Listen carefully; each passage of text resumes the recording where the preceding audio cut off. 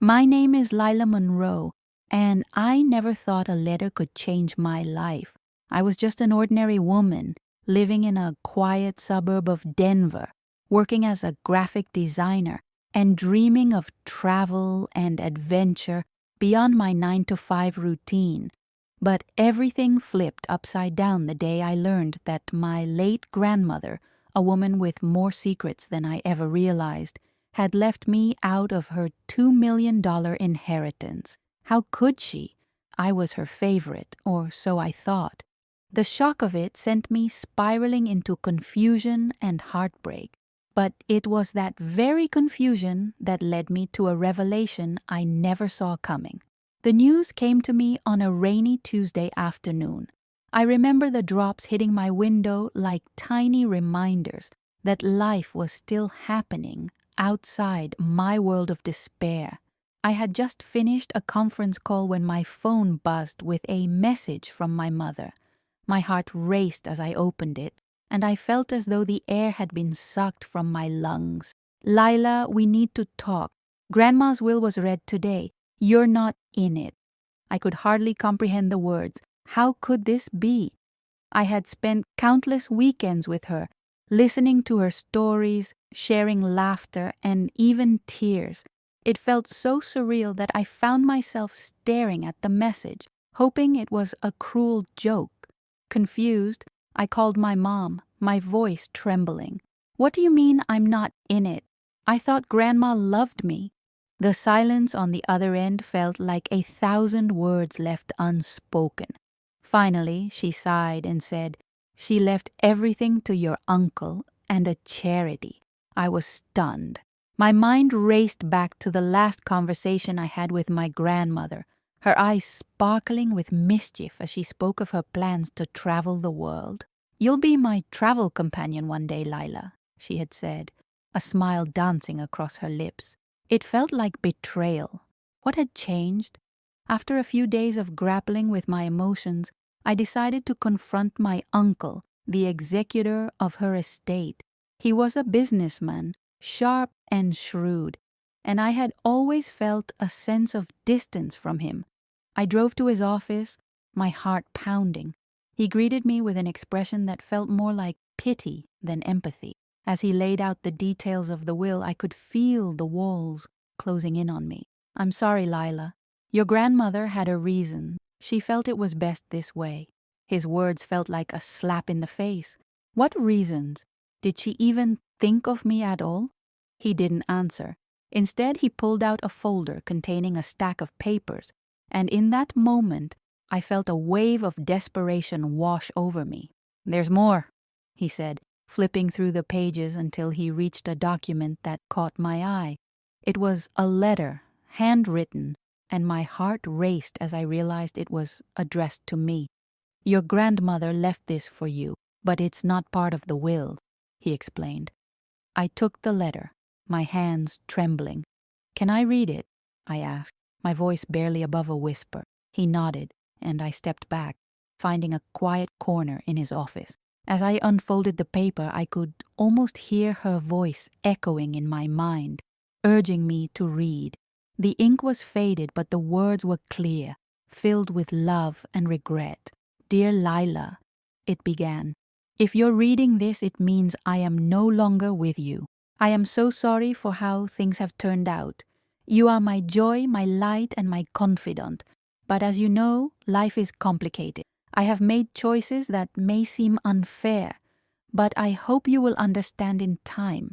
Your spirit and kindness are gifts to this world, and I have faith that you will find your own path, even if it diverges from mine." Tears streamed down my cheeks as I read her words. It was a bittersweet comfort, knowing she cared yet feeling the sting of her absence. What did she mean by choices? I wondered aloud, the letter trembling in my grasp. Was there something I didn't know about her life, about her decisions? I felt a deep need to understand, to connect the dots. "Are you okay?" my uncle asked, breaking my train of thought. I looked up at him, a mix of anger and sorrow in my... "No, I'm not okay. How could she do this to me? I thought I meant something to her. You did, he said softly, but sometimes love comes with difficult choices. Sitting there, I realized I wasn't just grieving the loss of my grandmother. I was mourning the future I had envisioned with her. I felt lost, isolated from my family, and frustrated by the shadows of secrets that lingered around me. I needed answers. What would you have done in my shoes? Let me know below. As I drove home, the weight of the letter settled heavily in my heart. I had to find out what my grandmother had meant by choices. I had to dig deeper, even if it meant uncovering truths I wasn't ready to face.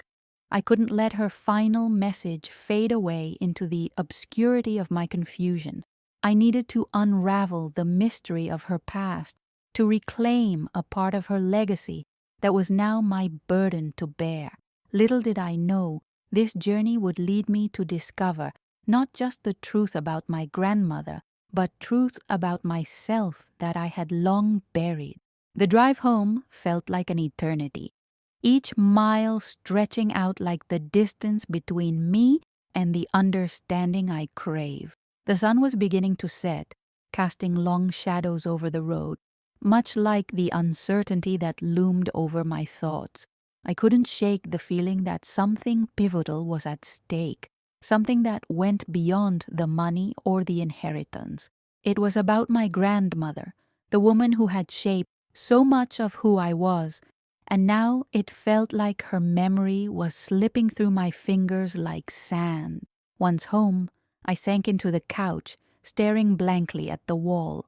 The letter lay on the table, a silent reminder of the storm that had just erupted in my life. I picked it up again, tracing the elegant script with my fingers. Each swirl of ink carried with it a weight of emotion, a lifetime of choices and sacrifices.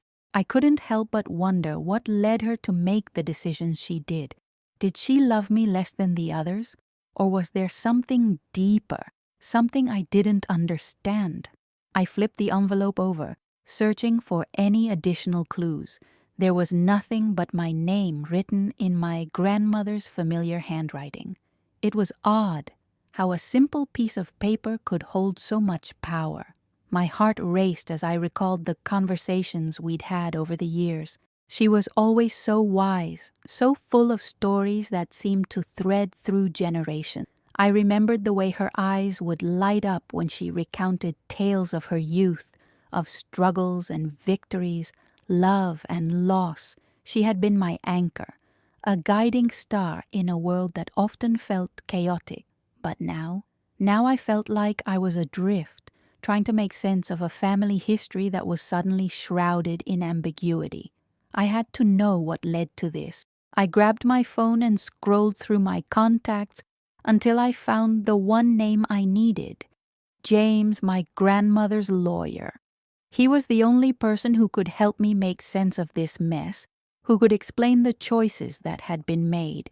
I hesitated for a moment. What if he didn't have the answers I sought? What if he was just as confused as I was? With a deep breath, I pressed call. The phone rang once, twice before he picked up. Hello? His voice was calm and professional, the tone I had come to expect from him. James, it's me, Lily. I paused, the weight of the moment pressing heavily on my chest. I need to talk to you about Grandma's letter. Of course, Lily. I was actually hoping to hear from you. I believe we need to discuss the details of the estate. Can we meet in person? I asked, feeling a sense of urgency. It's important. Absolutely. How about tomorrow at 10?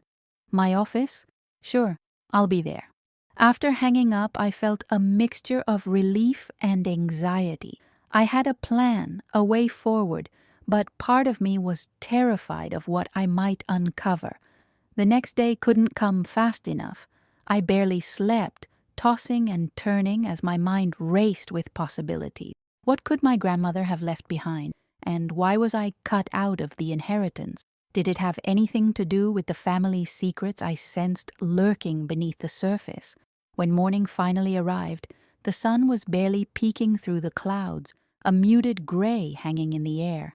I dressed quickly, the anticipation clawing at my inside. As I drove to James's office, I rehearsed my question. I needed to get to the bottom of this. I couldn't allow myself to be swept away by the emotions that threatened to engulf me. This was about more than just money. It was about understanding my grandmother and, ultimately, myself.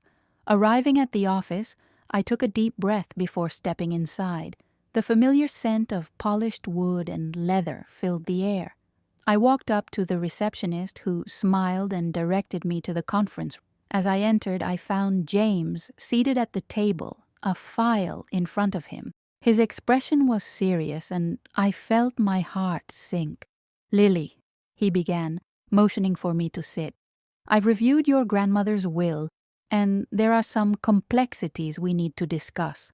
I nodded, trying to keep my expression neutral. "I don't understand why I was left out. She loved me. I know she did."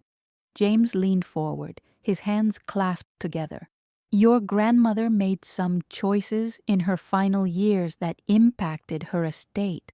She felt that certain legacies needed to be preserved for the future of the family." "Legacy? What kind of legacies?" I pressed, my frustration bubbling beneath the surface. He opened the file and pulled out a document.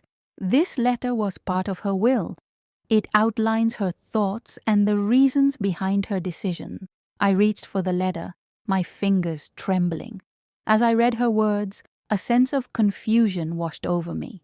She spoke of love, of protecting the family name, of making sacrifices for what she believed was right. But I didn't understand how that could justify my exclusion from the inheritance. "Lily," James said gently, "your grandmother was protective of her legacy. She wanted you to have something more profound than money. She believed you had the strength to forge your own path." But why not tell me that directly? Why not give me the chance to understand? I felt tears prick at the corners of my eyes. The weight of her choices, of her love, was crushing. "I think she hoped you would figure it out on your own," he replied softly. "But she also knew the world could be harsh. She wanted to prepare you for that reality." I sat back, the implications of his words settling in. It felt unfair, and yet somehow I understood. My grandmother had always encouraged me to be independent, to carve my own destiny, but I had never imagined it would come with this level of separation. "Can I have a copy of that letter?" I asked, my voice barely above a whisper. "Of course." He handed it to me, and as I held it in my hands, I realized this was more than just a letter. It was a challenge, a call to find out who I truly was, beyond the shadows of my family.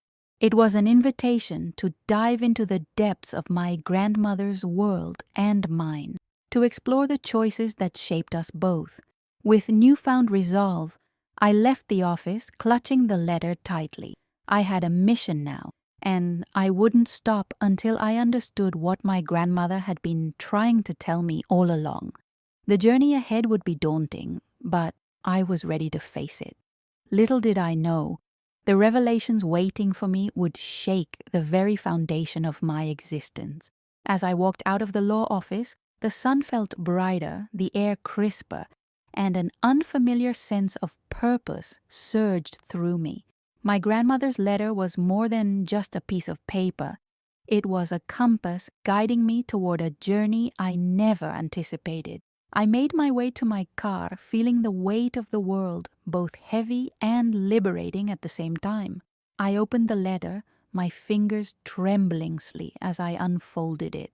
The handwriting was familiar, yet reading it felt like holding a piece of my grandmother's spirit. "Dear Amelia," it began, "if you're reading this, it means I am no longer with you. I want you to know that my love for you has always been unconditional. But there are truths that must be faced and choices that must be made." My heart raced as I read on.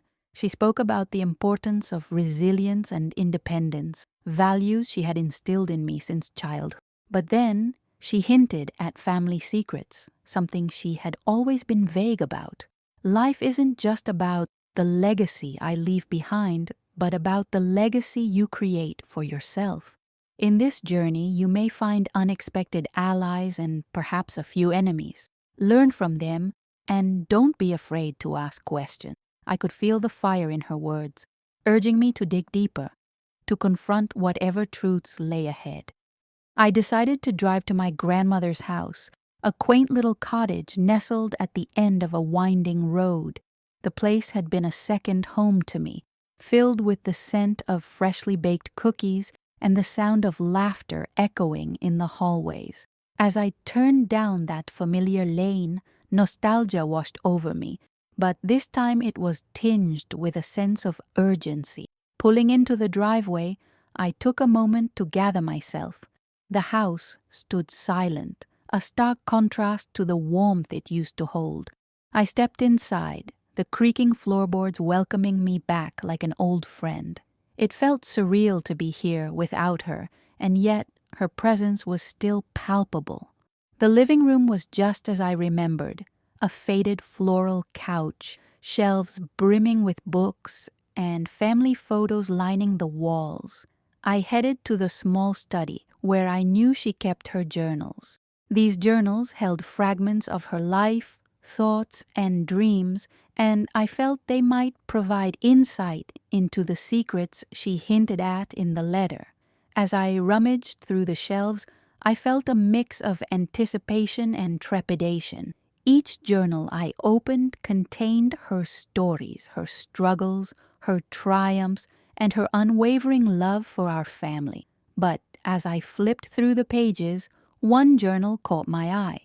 It was leather-bound, worn at the edges, and had my grandmother's name engraved on the cover. My fingers traced the letters, a lump forming in my throat. I opened it slowly, the pages yellowed with age.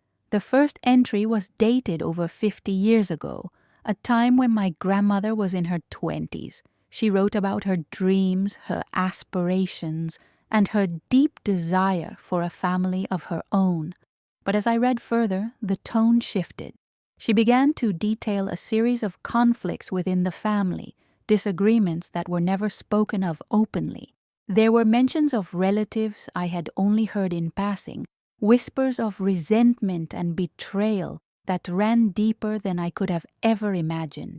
The more I read, the more I began to understand the complexities of our family dynamics, how love and animosity often danced a delicate waltz.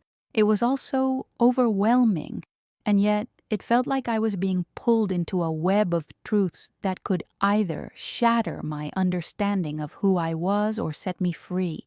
One entry stood out to me, dated shortly before I was born. I fear the day will come when my family will be torn apart by greed and misunderstanding. I wish for Amelia to grow up knowing the importance of connection, truth, and the power of choice. I closed the journal, my heart racing. Was this the inheritance she was alluding to? A legacy not of wealth, but of understanding my family's history. I spent the rest of the day poring over the journals, piecing together fragments of a family story that had been buried beneath layers of silence. I learned about my great-grandfather, a man who had lost everything in the Great Depression but managed to rebuild his life with sheer determination. My grandmother's words painted him as a figure of resilience, yet she also hinted at a darker side, secrets that had created rifts within the family. As the sun dipped below the horizon, casting long shadows through the windows, I finally closed the last journal. I felt a mix of sorrow and empowerment. My grandmother had faced her demons, and now it was my turn. I could no longer let the fear of what I might uncover hold me back. The truth was calling, and I was ready to answer. The following week passed in a blur of research and conversations with distant relatives. I reached out to people I barely knew, asking questions that felt both intrusive and necessary. Some were willing to share their stories while others clammed up, unwilling to revisit the past. It was frustrating, but each conversation brought new pieces to the puzzle. I learned about alliances formed and broken and the generational rifts that had been created over the years. One day, while sitting in a small cafe, I received an unexpected call. It was from a cousin I had never met, a woman named Sarah who had been living overseas. She had heard about my inquiries and wanted to connect. As we spoke, I could hear the hesitance in her voice, but there was also a flicker of hope. "I believe there's so much we can learn from each other," she said. "Our family might be fragmented, but there's strength in that. We can find a way to heal." Her words resonated deeply within me. For the first time, I realized this journey wasn't just about uncovering my grandmother's past or claiming an inheritance. It was about weaving together the threads of our family history, allowing us to emerge stronger than ever before. I hung up the phone feeling invigorated.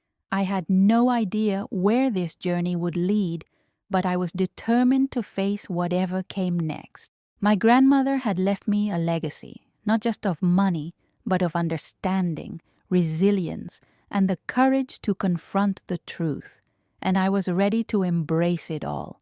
As the days turned into weeks, I found myself diving deeper into my grandmother's life and the stories that had been woven into our family history. Each day, I would sit at my desk surrounded by old photographs, letters, and documents that were slowly revealing the tapestry of my lineage. My grandmother had always been a woman of mystery, and the more I discovered, the more I felt like I was peeling back layers of an onion, each layer revealing something new, something poignant. One evening, as the sun dipped below the horizon, painting the sky in hues of pink and orange, I decided to visit the local library. It was a small, quaint place with books stacked high and the scent of aged paper lingering in the air. I had a specific mission: to find anything I could about my grandmother's early life. She had spoken of her childhood only in fragments, and I wanted to uncover the full picture. After hours of sifting through dusty archives, I stumbled upon a small newspaper article that made my heart skip a beat. It was dated back to the late 1940s and mentioned a community event in the town where my grandmother had grown up. There was a photograph of her as a young girl, standing proudly next to a homemade booth. Underneath the photo, it read, "The clever baker's daughter. Young Clara's confections delight the town." Clara, that was my grandmother's name. I never knew her as anything other than Grandma, but seeing that name in print made her feel real, tangible. Suddenly, I could picture her, a young girl with dreams of baking and creating, her hair tied back in a neat bun, flour dusting her apron as she laughed with friends. I could see the spark in her eyes, a fierce determination that must have carried her through the challenges of life. I pondered what it must have been like for her, growing up in a time when women were often confined to traditional roles. How did she break free from those constraints? What sacrifices did she make? As I continued my search, I found more articles detailing her achievements in local baking competitions, and even a mention of a small bakery she had opened after moving to the city. It was extraordinary to learn that my grandmother had been a pioneer in her own right, carving out a space for herself in a world that often overlooked women. The deeper I dug, the more I realized the strength and resilience that had shaped her, qualities that she had undoubtedly passed down to me.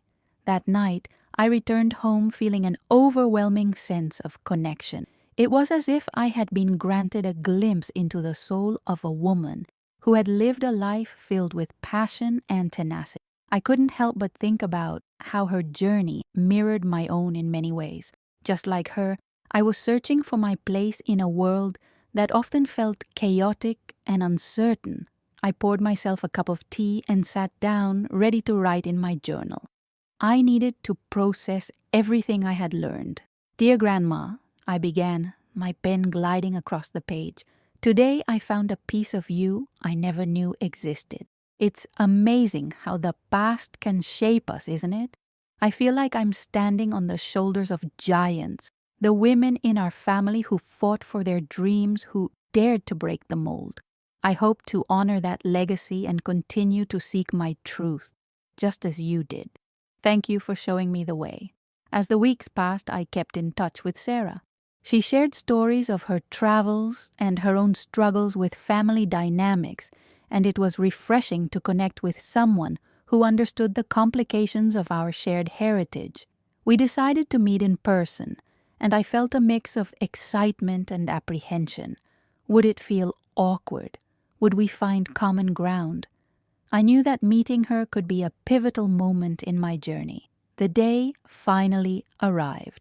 We chose a cozy cafe, the kind that was filled with the aroma of freshly brewed coffee and pastries. I arrived early, my heart racing as I fidgeted with the strap of my bag. When Sarah walked in, her warm smile put me at ease immediately. She looked just like the pictures she had sent, long wavy hair and bright inquisitive eyes. We hugged and I felt an instant sense of kinship. Over coffee, we shared stories about our childhoods, our dreams, and the complicated relationships we had with our families. Sarah's family had its own share of drama, and as we exchanged tales, I realized how similar our experiences were. It felt cathartic to talk about our struggles, and I could see the healing light in her eyes as we connected over our shared pain and triumph. It was a reminder that I wasn't alone in this journey, and together we could forge a new narrative. As we parted ways, I felt a renewed sense of purpose. I was no longer just a distant relative trying to understand my grandmother's legacy. I was part of a larger story, one that included Sarah and perhaps even more family members I had yet to meet. I returned home that night with a heart full of hope and a mind buzzing with possibility. I was ready to dig even deeper, to connect the dots of our family tree, and to bring light to the shadows of our shared past. With each new discovery, I was beginning to understand the true meaning of inheritance. It wasn't just about the money or the material possessions my grandmother left behind. It was about the stories, the lessons, and the connections that would help us heal and grow. I was determined to honor her memory, not just for myself, but for the family that had been so fragmented for far too long. I felt as if I was stepping into a role that had been waiting for me all along, a role that involved not just uncovering the truth, but also celebrating it. The next few days were a whirlwind of research and emotional reconnection. I found myself diving into old family albums that had been passed down, each faded photograph telling a story I had never heard before. There was my grandmother in her youth, laughing with friends, her wild curls bouncing as she danced. I could almost hear the music swirling around her. It made me realize how vibrant she must have been, full of life and dreams that didn't just vanish when she passed away. They lingered, waiting for someone to breathe life into them again. I reached out to some of my grandmother's old friends, finding their contact information tucked away in those albums. Many of them were eager to share stories, recounting the laughter and mischief they had shared in their younger years. One friend in particular, named Helen, had a sparkle in her voice that reminded me so much of my grandmother. As we spoke, she painted a picture of a woman who was not just a grandmother to me, but a fierce, independent spirit who fought against the norms of her time. She told me about how my grandmother had once taken a solo trip across the country at a time when it was rare for women to do so. "Your grandmother believed in living life fully," Helen said, her voice thick with nostalgia. "She often said that if you don't take risks, you'll never know what you're missing." Those words resonated with me. I had been living in the shadows of expectations, afraid to take chances. I realized that my grandmother's legacy was far richer than I had ever understood. It was about courage, adventure, and above all, the importance of connection. That evening, I decided to write down everything I had learned so far, not just as a record, but as a tribute to the woman who had inspired me to embrace life. As the days turned into weeks, I began to uncover more about my grandmother's past, and with it, the web of family that had been left untangled. I learned about her siblings, their children, and even some distant cousins who were spread across the country. Each call, each email, brought with it a piece of the puzzle. I felt as if I was weaving a blanket, each thread representing a family member, creating a tapestry that told our collective story. Then I stumbled upon something unexpected. I was sifting through a pile of old letters when I found a yellowed envelope addressed to me. My heart raced as I opened it, revealing my grandmother's familiar handwriting. She had written me a letter before she passed, a letter that was never meant to be sealed away but to be shared. "Dear granddaughter," it began, and I could almost hear her voice as I read the words. She spoke of her love for me, how she had always wished to see me grow into the woman I was becoming. She encouraged me to seek out my roots, to never shy away from the truth, and to always remember that family is a compass that guides us through life. "Remember, dear one, the value of our legacy is not measured in dollars, but in the love and stories we share," she wrote. "Find your family, embrace them, for they will give you strength when you feel lost." Tears streamed down my face as I absorbed her words. It felt as if she were guiding me, pushing me forward into this journey I was on. I tucked the letter away carefully, knowing it would become a cornerstone of the narrative I was crafting. Her voice became a constant echo in my mind.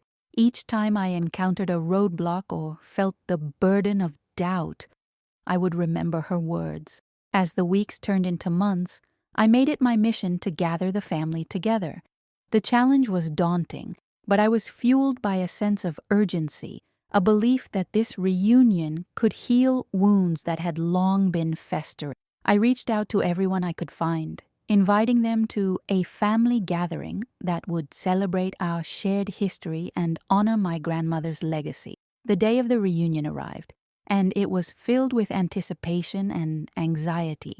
I rented a small hall in a community center, decorated it with family photos, and prepared a slideshow that showcased the lives of our ancestors, the stories I had gathered along the way.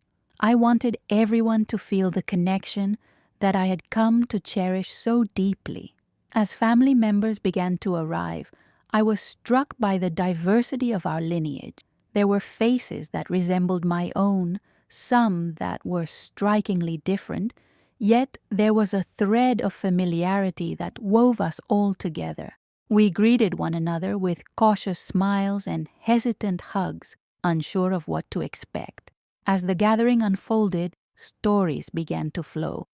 People who had never met before connected over shared memories of my grandmother. There were tales of family traditions that had been lost to time, laughter over misunderstandings that had kept us apart for too long. It was a beautiful chaos, one filled with love and reconciliation. In that moment, I realized that I had created something much more than just a family reunion. I had sparked a revival of our family spirit. The bonds of kinship were being reforged, and we were all becoming part of a larger narrative.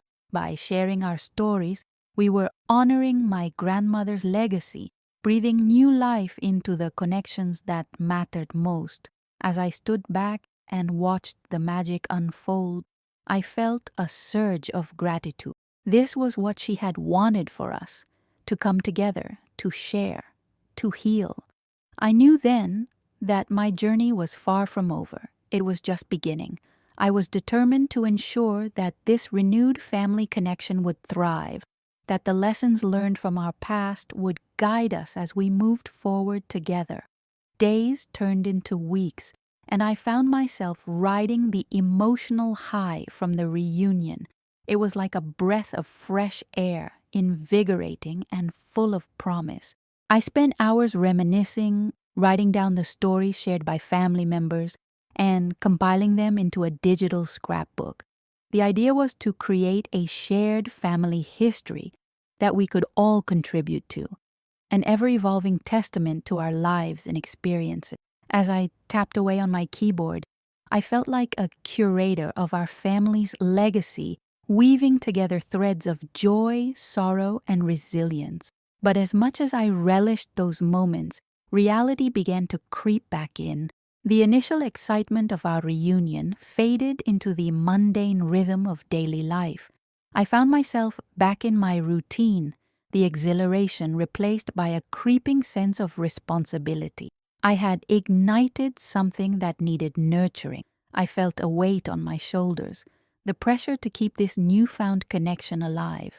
I realized that it wasn't enough to just host one gathering.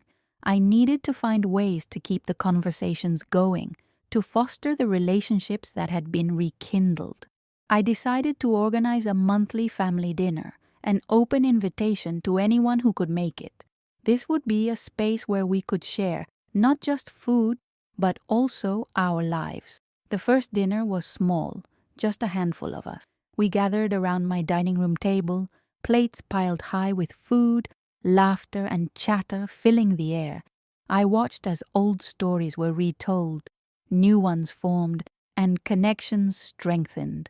I couldn't help but smile as I saw the joy in my family's faces, the warmth of shared experiences enveloping us like a cozy blanket. But not everyone was on board. There were a few relatives who remained distant, skeptical about this newfound enthusiasm for family bonding. I could sense their hesitance, the unspoken words hanging in the air. It stung a bit. After all, I had put so much effort into this revival. I wondered if I was pushing too hard, if the momentum I felt was only in my head. Were they just going through the motions, or did they genuinely care? One evening, after a particularly challenging dinner, I decided to reach out to one of those family members who seemed the most resistant. It was my aunt, someone who had always been a bit of a loner. I invited her to have coffee with me, hoping to have an honest conversation. As we sat together in a quaint little cafe, I braced myself for the possibility of facing her skepticism head-on. To my surprise, she opened up about her feelings. She shared how she had felt disconnected from the family for years, as if her opinions and experiences didn't matter. It was a painful realization. I had thought I was bridging gaps, but here was evidence that I was still missing the mark for. I listened intently, validating her feelings, and then I shared my own motivations for wanting to bring everyone together. I spoke about my grandmother's dreams of unity, the stories that connected us all. Slowly, I saw the walls beginning to crumble. It was a moment of vulnerability that allowed both of us to connect on a deeper level. After that coffee date, my aunt began to attend the dinners more regularly. It was a gradual change, but I could see a shift in her demeanor. She became more involved in our conversations, even bringing along her own stories to. Her transformation was a testament to the power of honest communication and the importance of reaching out, no matter how daunting it felt. As the months rolled on, the family dinners grew in size and scope. More relatives began to join in, each bringing their own unique flavor to the table. It was a beautiful tapestry of personalities, backgrounds, and experiences. We started introducing themes to our gatherings: Italian night, Taco Tuesdays, and even potluck-style events where everyone brought a dish that had significance to them. Each meal became a celebration, a way to honor our diverse heritage while solidifying our family bonds. But it wasn't all smooth sailing. There were moments of tension, disagreements that would flare up over topics like politics or family history. I could feel my heart race during these exchanges, unsure how to navigate the minefield of differing opinions. I often wondered, How do you keep a family united when views are so polarized? It was a question that lingered in my mind. What would you have done? Let me know below. In those instances, I found myself leaning into the spirit of my grandmother, reminding everyone that even within disagreement, there was room for love and understanding. I encouraged open dialogue, asking everyone to share their perspectives while also listening to each other.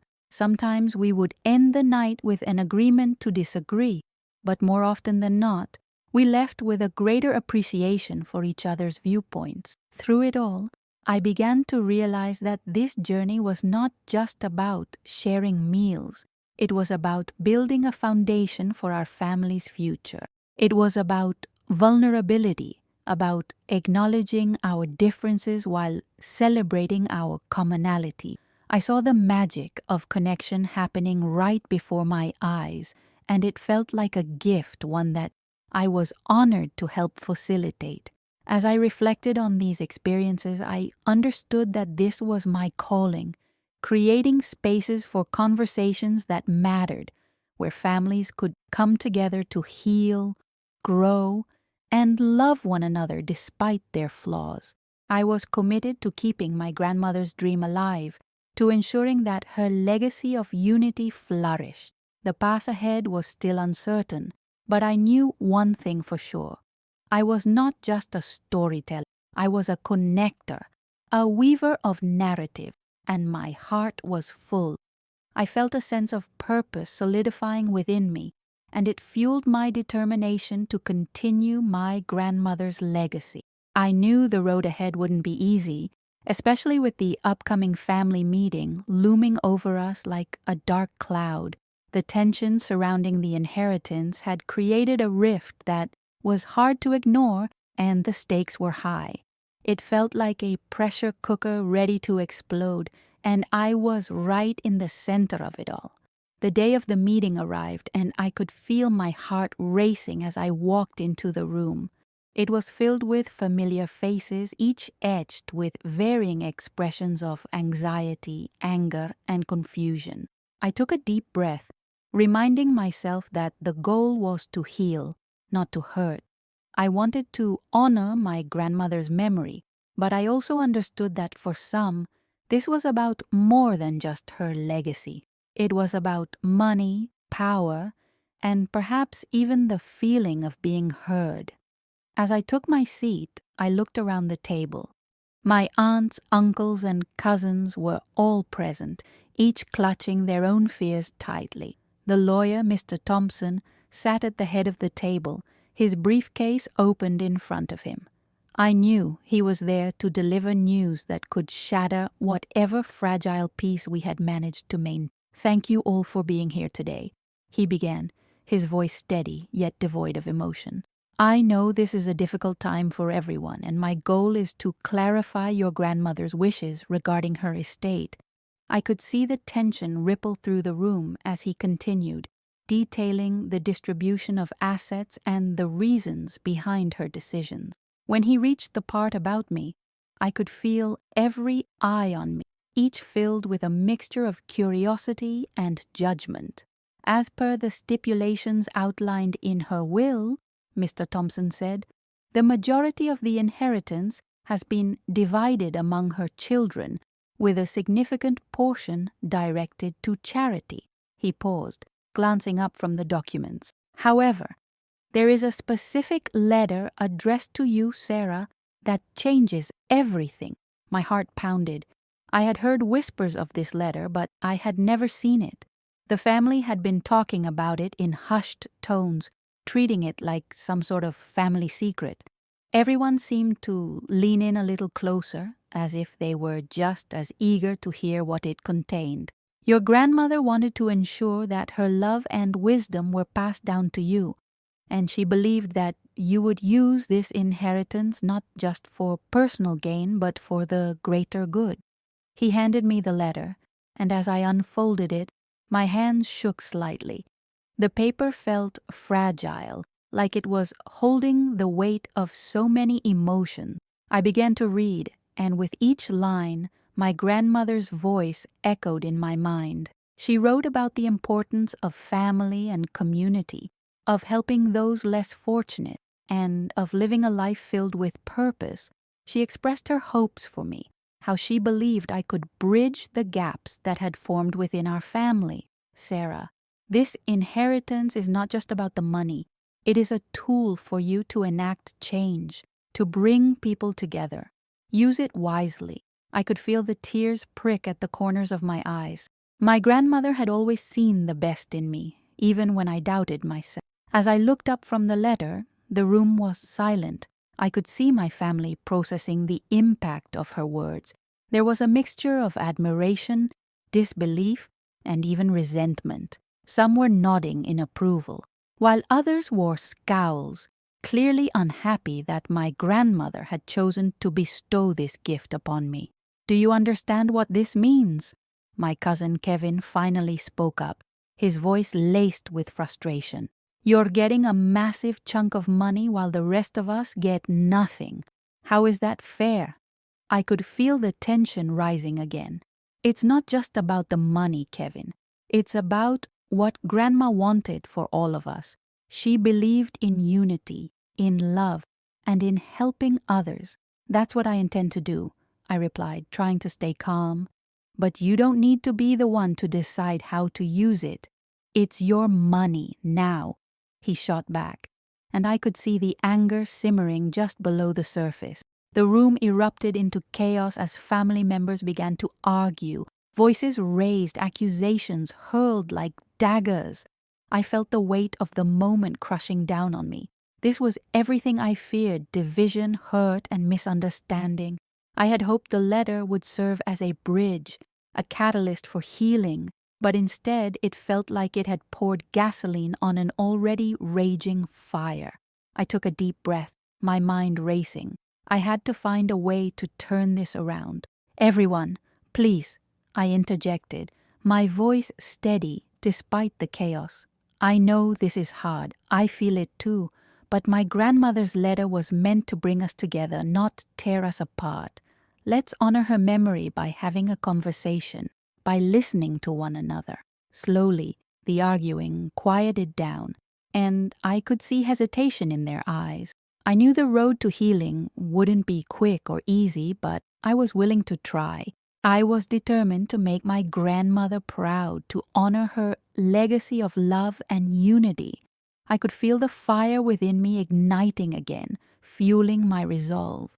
This was just the beginning of a long journey, one filled with challenges, growth, and hopefully, reconciliation. I held the letter close to my heart, reminding myself that it was a gift, a responsibility, and a beacon of hope. Together we would find a way forward, even if it took time. As the tension in the room began to dissipate, I could feel the weight of my grandmother's love filling the space. It was almost palpable, wrapping around us like a warm embrace. I scanned the faces of my family, each one a canvas of emotion: anger, confusion, sadness. I knew that beneath those layers there was still love, the kind that had been woven into the fabric of our lives by my grandmother's unwavering spirit. "Let's sit down," I suggested, gesturing toward the living room couch. "We can take turns sharing our thoughts. Everyone deserves to be heard." I could see my brother, Eric, begrudgingly nodding as he crossed his arms, the stubbornness etched on his brow. But it was a start. As we settled in, my Aunt Lisa spoke first. "I just don't understand, Sarah. Why would she do this? Why would she choose you?" Her voice trembled, betraying the hurt she had buried under layers of grief. "We've all been here for her. You left." "I know," I replied, my heart racing. "I left, but I came back, didn't I? I came back when it mattered most. Grandma's love was unconditional, and I think she wanted us to see beyond our grievances." "Easy for you to say," Eric snapped, his eyes narrowing. "You didn't have to watch her suffer. You weren't there in her final days." His words hit me hard, an arrow piercing through my resolve. I had missed so many moments with her that I could never get back. You're right. I wasn't there, I admitted softly. I regret that every day. But I'm here now, and I want to honor her memory in a way that brings us together, not tears us apart. A heavy silence settled over the room, the kind that felt like it could break any moment. I could see my cousin, Jenna, wiping away tears, while my Uncle Bob looked like he was wrestling with his thoughts. Maybe we should focus on what Grandma wanted, he finally said, his voice steady. She always believed in family. Perhaps we should too. It was a small gesture, but it was enough to crack open the door of possibility. Exactly, I said, hoping to build on that momentum. She wanted us to be a family, to support one another. That's what this letter is about. She believed we could overcome any obstacle if we stood together. As I spoke, I felt a flicker of courage reigniting in my chest. I had been so consumed by the fear of being rejected that I had forgotten how resilient we could be when we chose to love one another. Let's talk about what we can do to honor her legacy, what she meant to each of us. Eric shifted uncomfortably in his seat, still skeptical but clearly wrestling with his emotions. Fine. What do you think that looks like, Sarah? I took a deep breath, feeling the weight of their gazes on me. I think it starts with us sharing our memories of her. Let's remember the joy she brought into our lives. We can celebrate her life instead of arguing over her inheritance. The idea seemed to resonate, and slowly, one by one, family members began to share their stories. Aunt Lisa spoke about how Grandma would bake cookies every Sunday, the smell wafting through the house, filling it with warmth and love. Eric recounted fishing trips where she would teach him patience, telling him that it was about more than just catching a fish. It was about enjoying the moment. As I listened, I felt tears welling in my eyes. These stories were a testament to the bond we shared, a reminder of all the laughter and love that had flourished in our family. Suddenly, the inheritance seemed trivial in comparison to the wealth of memories we held. I took my turn, recalling the nights I'd spent curled up next to her, listening to her tales of love and courage, her belief that family was everything. As the stories flowed, the animosity in the room began to dissolve, replaced by smiles and laughter. It felt as if my grandmother herself was present, guiding us through our grief and reminding us of the love that anchored our family. But just as the atmosphere began to brighten, Jenna's voice broke through with a somber note. But what about the money? We can't just ignore that. I had expected this. We can talk about that too, I replied, my heart racing. But let's remember that the money is just a representation of her love for us.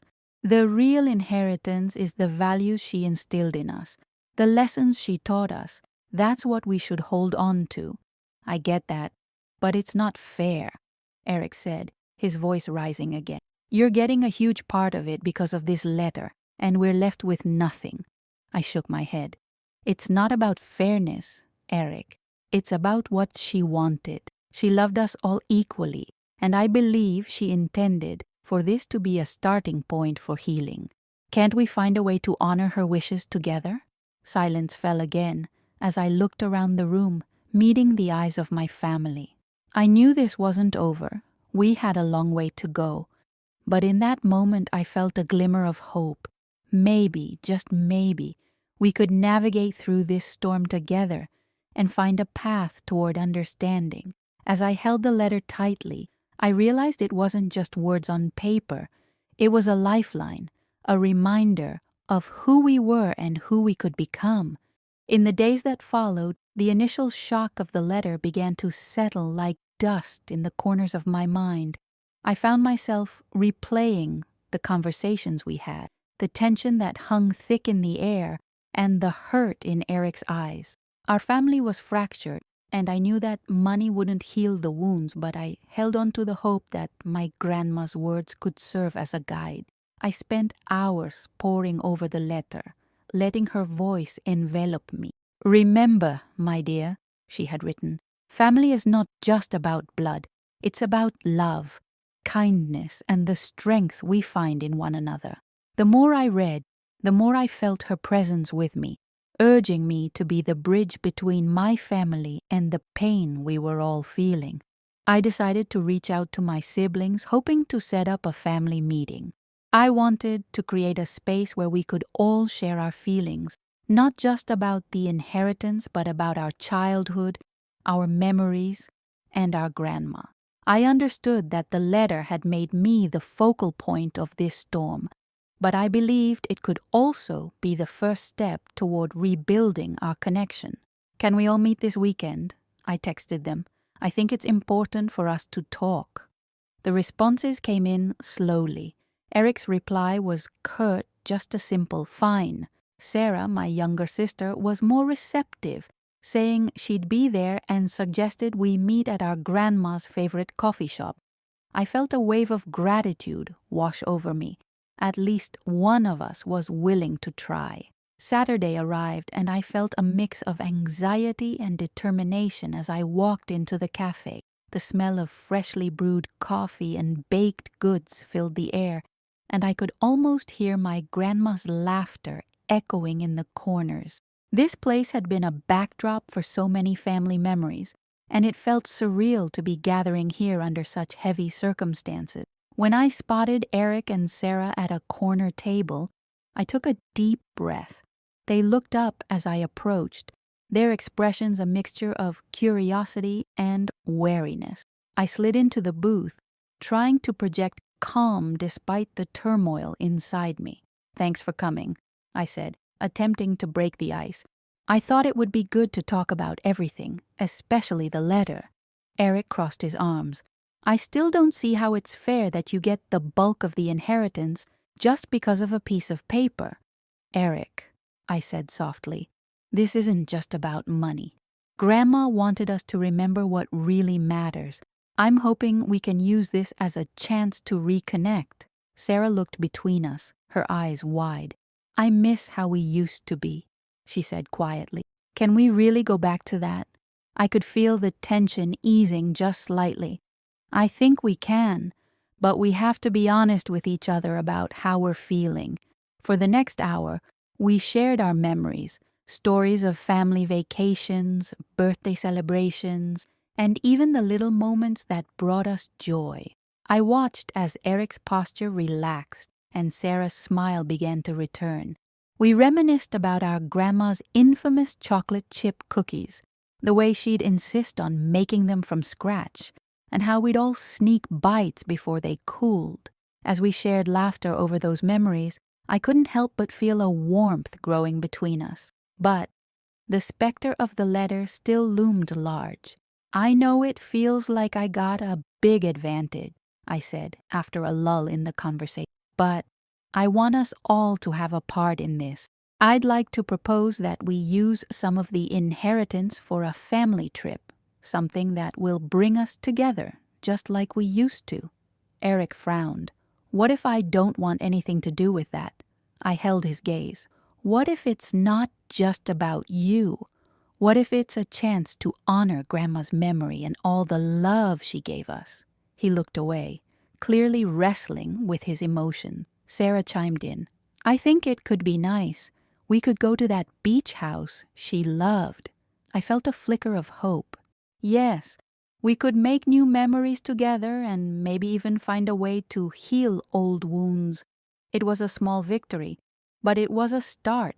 We spent the rest of our time together mapping out the trip, laughing and planning, something I hadn't expected to feel so soon after the storm of emotions. The conversation began to feel less like an obligation and more like a reunion, a rekindling of something I feared we might never get back.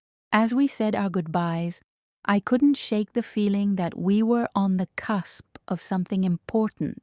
The road ahead would still be rocky, I knew that, but for the first time in a long time, I felt like we were moving in the right direction. I clutched the letter in my hand, a symbol of my grandma's love and the promise of healing. That night, as I lay in bed, I thought about how fragile family ties could be, and how easily they could fray. But I also thought about the strength that could be found in vulnerability, in reaching out and reconnecting. It was a lesson I was beginning to understand, one that my grandma had tried to impart all along. I closed my eyes, feeling a sense of peace wash over me, knowing that the journey was far from over.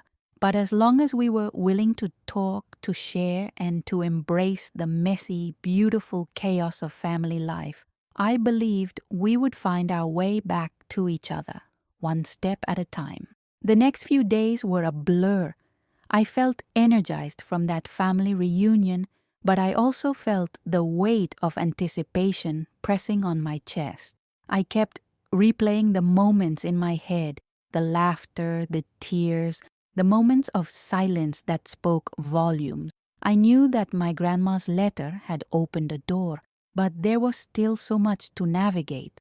The inheritance was looming in the background, a topic that had caused so much strife and tension, and I couldn't ignore it any longer. I was sitting at my kitchen table, surrounded by the remnants of breakfast, an empty coffee cup, and a half-eaten bagel, when I decided it was time to face the music. I grabbed my phone and dialed my cousin, Melissa.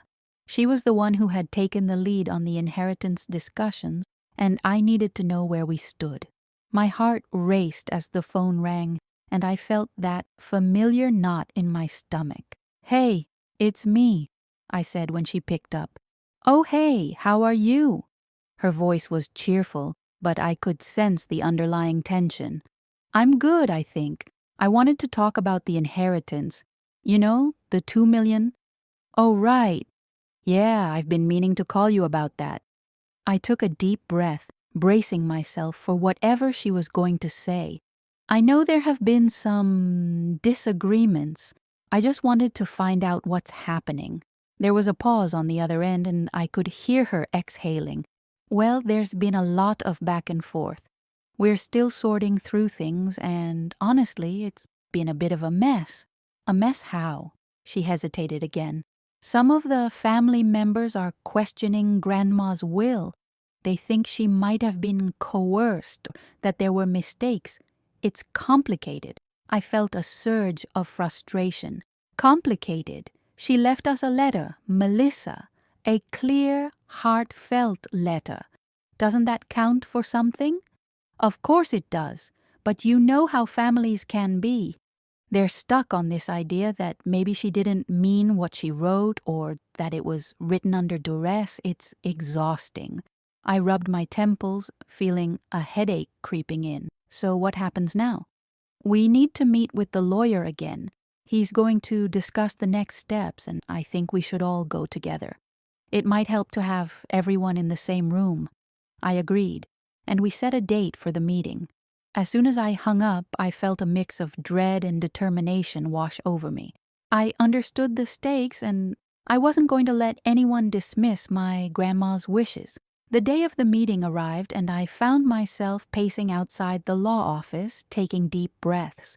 I could see my cousins arriving one by one, their expressions a mix of anxiety and skepticism. I hadn't realized how tense the atmosphere would be. As we gathered in the conference room, the lawyer, Mr. Jennings, entered with a folder in hand, looking serious but composed. "Thank you all for coming," he began. "I know this has been a challenging time for your family. I want to reassure you that I'm here to help navigate this process as smoothly as possible."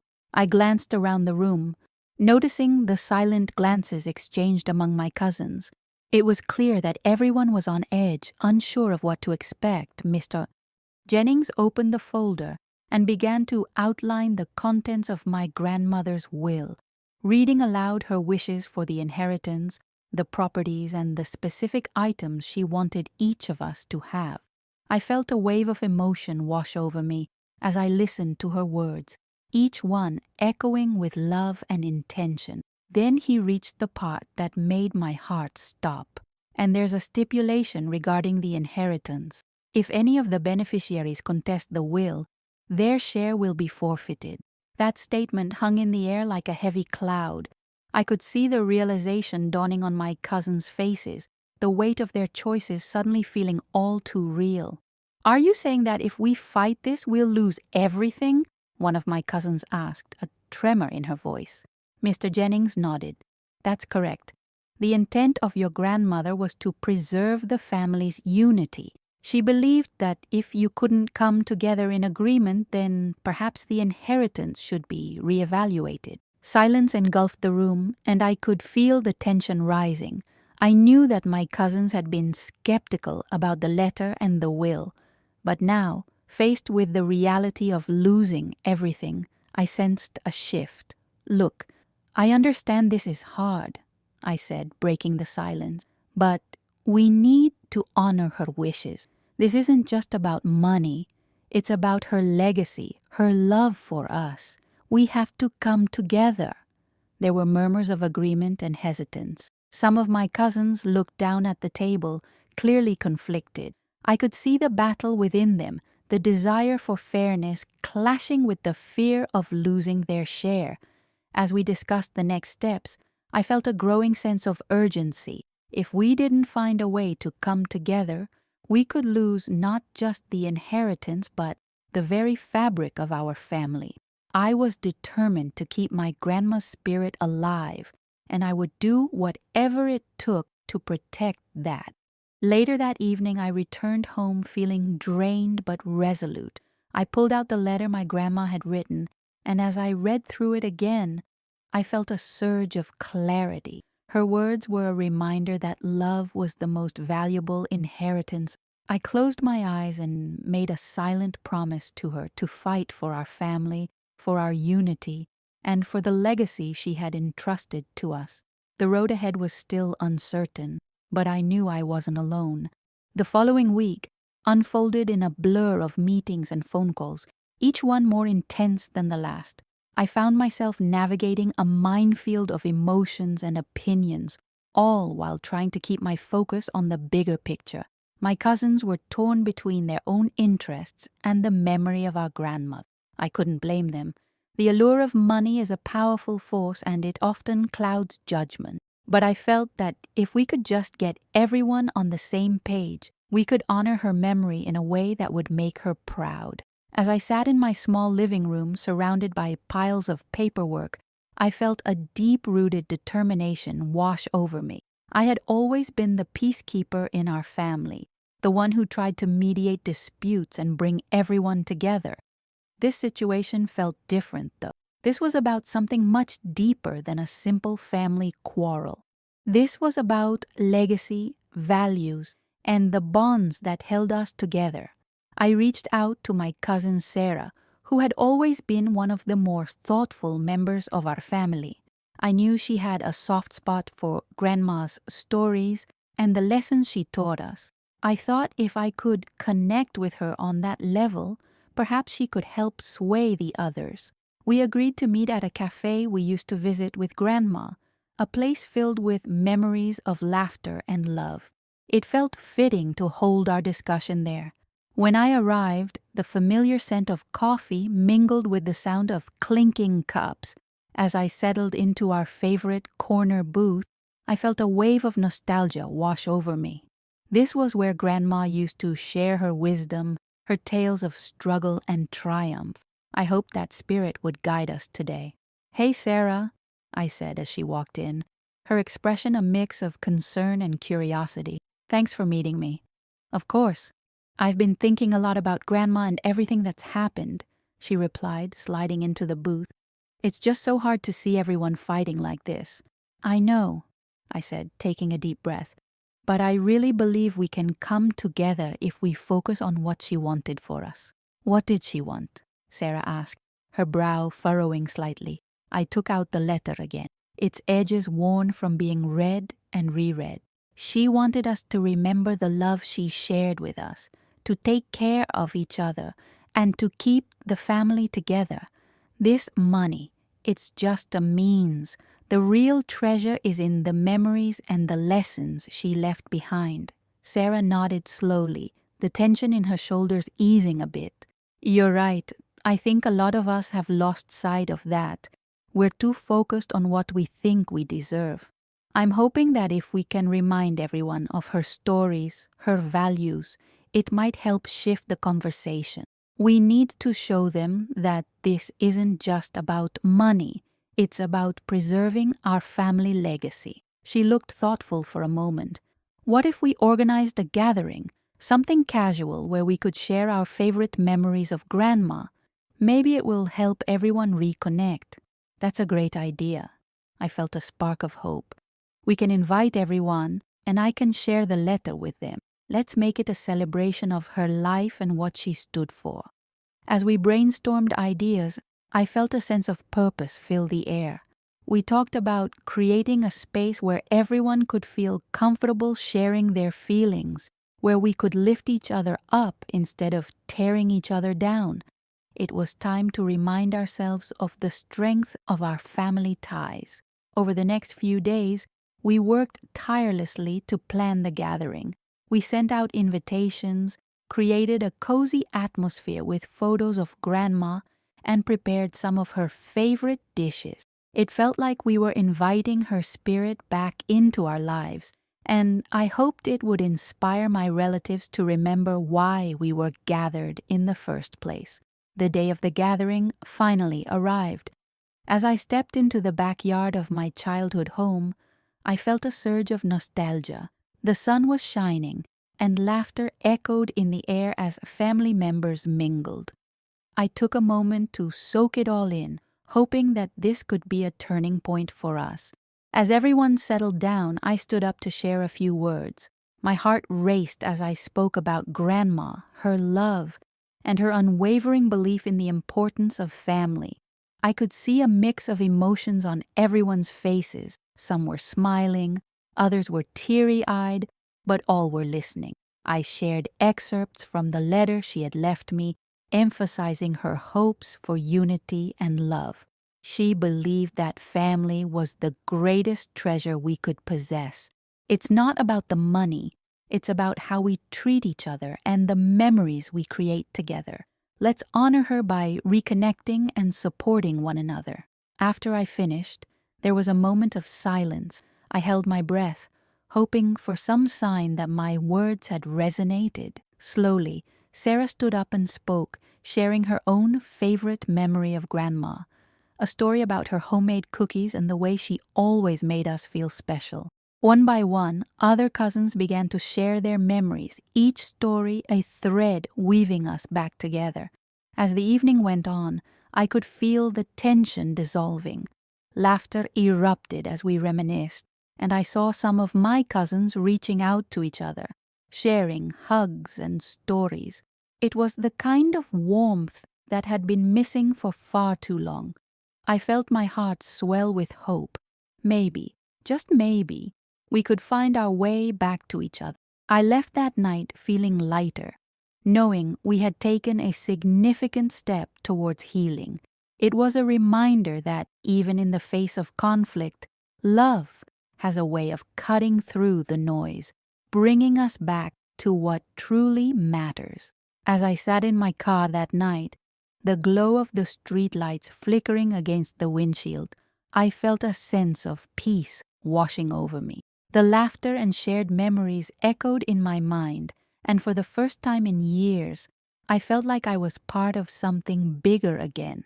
It struck me just how powerful connection can be, especially in times of grief and confusion. I realized that the bonds we share with family are not just about blood. They're about support, understanding, and, most importantly, love. Over the next few weeks, I made it a point to reach out to my cousins.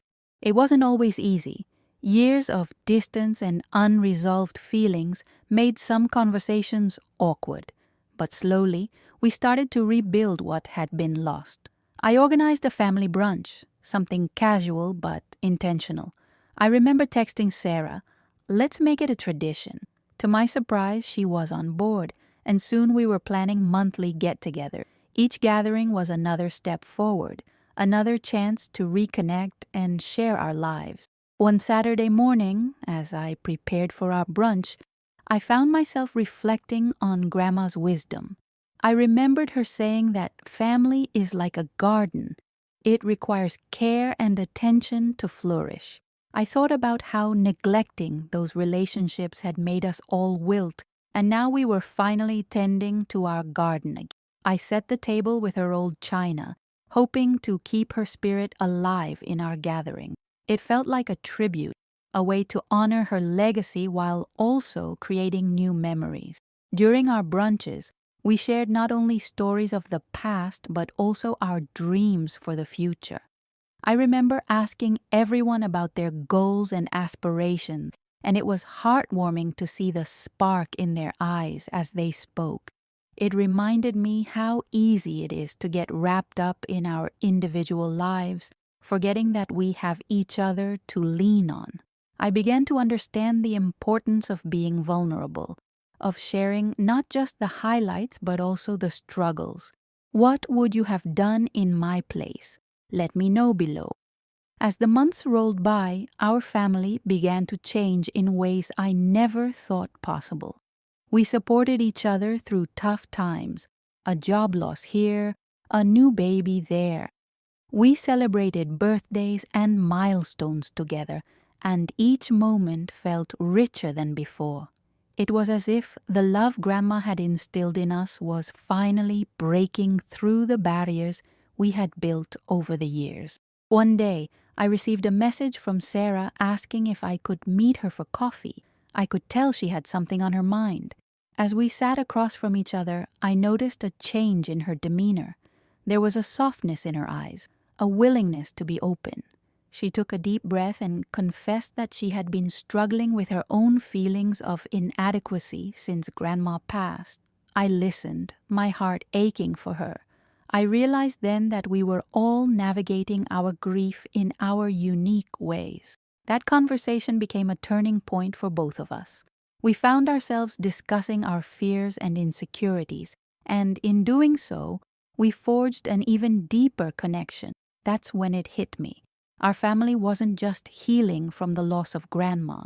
We were evolving, learning to be there for one another in ways we hadn't before. We were finally allowing ourselves to be seen and understood, embracing the messy, beautiful reality of life together. As summer approached, I decided to host a family reunion in Grandma's backyard. I envisioned a day filled with laughter, games, and, of course, a feast. I reached out to everyone, and to my delight, everyone was excited to come. The day finally arrived, and as I looked out at my family gathered in that familiar space, I felt a rush of gratitude. We had come so far from the bitter arguments and misunderstanding that had once defined us.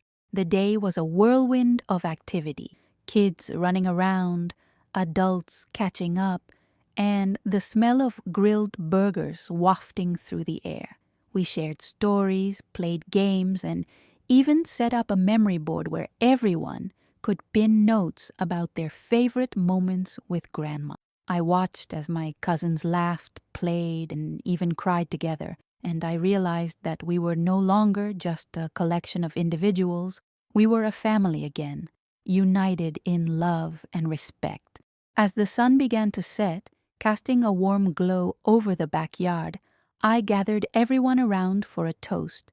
I held up my glass, feeling a wave of emotion.